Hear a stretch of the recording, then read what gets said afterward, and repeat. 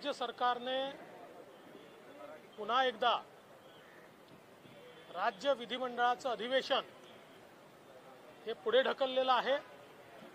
पण त्याहीपेक्षा गंभीर असं आहे की केवळ 2 दिवसाचं अधिवेशन 14 आणि 15 तारखेचं घेण्याचा निर्णय या ठिकाणी घेतलेला आहे। आमचा सातत्याने आग्रह होता, महाराष्ट्रामध्ये शेतकऱ्यांसमोर अभूतपूर्व संकट आहे। पहिल्यांदा पावसाने, अतिवृष्टीने, पुराने, चक्रीवादळाने आणि त्यानंतर रोगराईने पूर्णपणे शेती नष्ट झालेली आहे। विशेषतः विदर्भ असेल, मराठवाडा असेल, उत्तर महाराष्ट्र असेल, या भागातला कापूस आणि सोयाबीन हा पूर्णपणे बोंडअळीमुळे, खोडकिडीमुळे नष्ट झाला आहे। आता तूर देखील त्याच मार्गावर आहे। अशा या परिस्थितीमध्ये शेतकऱ्यांच्या समस्या आहेत, आज विविध समाजांच्या समस्या आहेत। मराठा आरक्षणाचा विषय असेल, ओबीसी समाजामध्ये एक भीतीचं वातावरण आहे। आज विशेषतः महिलांच्या संदर्भात अत्याचाराच्या रोज घटना घडत आहेत आणि प्रचंड मोठं दहशतीचं वातावरण आहे।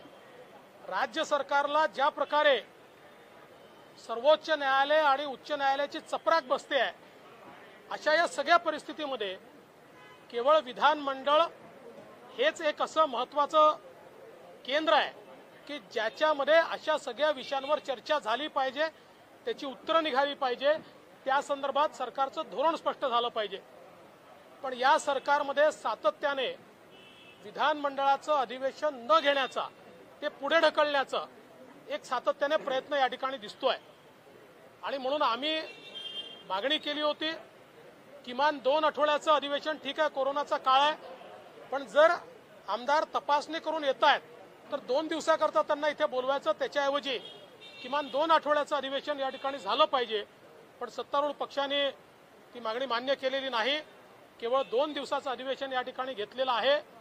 2 दिवसाचं अधिवेशन घेणं म्हणजे एक प्रकारे चर्चेपासून पळ काढणं आहे।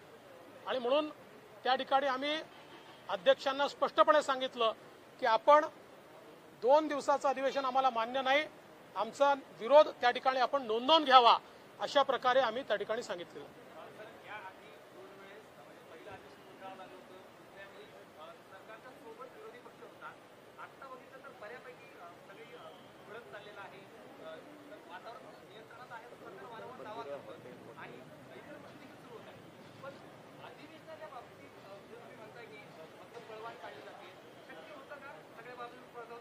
नाही, आम्ही हाच विषय मांडला। आमचे सुधीरभाऊ मुनगंटीवार यांनी अतिशय स्पष्टपणे मांडलं की आपण अनलॉक करता, सगळ्या गोष्टी उघडतात। आज आपण बघितलं असेल तर जवळजवळ सगळ्या गोष्टी आपण उघडल्या आहेत आणि अशा परिस्थितीमध्ये केवळ अधिवेशनावर अशा प्रकारचे निर्बंध आणणं हे काही योग्य नाही आहे। आणि म्हणून मला असं वाटतं की कुठेतरी चर्चेपासनं या ठिकाणी सरकार पळ काढतं।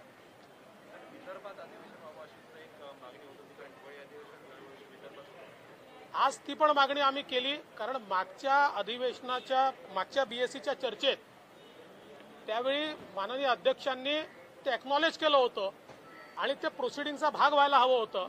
आम्ही माननीय अध्यक्षांना लक्षात आणून दिलं की आपण सांगूनही हे प्रोसिडिंगचा भाग झालेला नाही।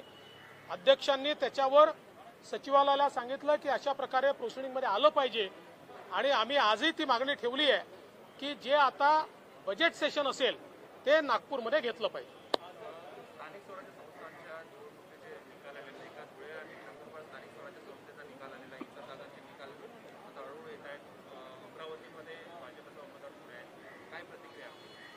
आता माझ्याजवळ माहिती फक्त धुळे, नंदुरबारची आहे, ज्या ठिकाणी भारतीय जनता पार्टी अतिशय चांगल्या मताने एकतर्फी आमचा विजय झालेला आहे।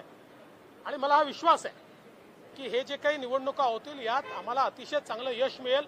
लोकांचा खूप चांगला प्रतिसाद आम्हाला त्या ठिकाणी दिसत होता, त्यामुळे आम्हाला यश मिळेल असं मला वाटतं।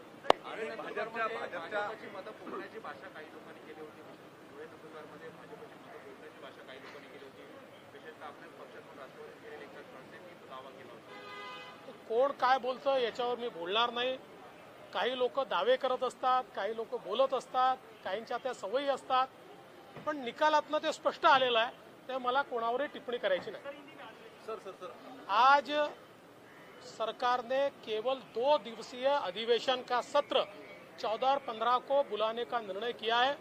हमारी मांग थी कम से कम 2 सप्ताह अधिवेशन चले। महाराष्ट्र में किसानों पर अभूतपूर्व संकट है, किसानों को मदद नहीं की जा रही है, महिला अत्याचार बढ़ रहे हैं, बड़े पैमाने पर अलग अलग जो विषय है, इन विषयों के ऊपर हम चाहते हैं कि सदन में चर्चा हो और उसके ऊपर बड़े पैमाने पर हल निकले। लेकिन किसी भी बात पर चर्चा करने के लिए सरकार तैयार नहीं है और मात्र 2 दिनों में सरकार अधिवेशन को समाप्त कर रही है। एक प्रकार से सरकार अधिवेशन करना ही नहीं चाहती, फेस करना नहीं चाहती। देखिए, पहला दिन तो मात्र जो श्रद्धांजलि हम लोग देते हैं उसमें और टेबलिंग जो होता है एजेंडा उसमें जाएगा, तो मात्र वैसे एक ही दिन का अधिवेशन हो रहा है।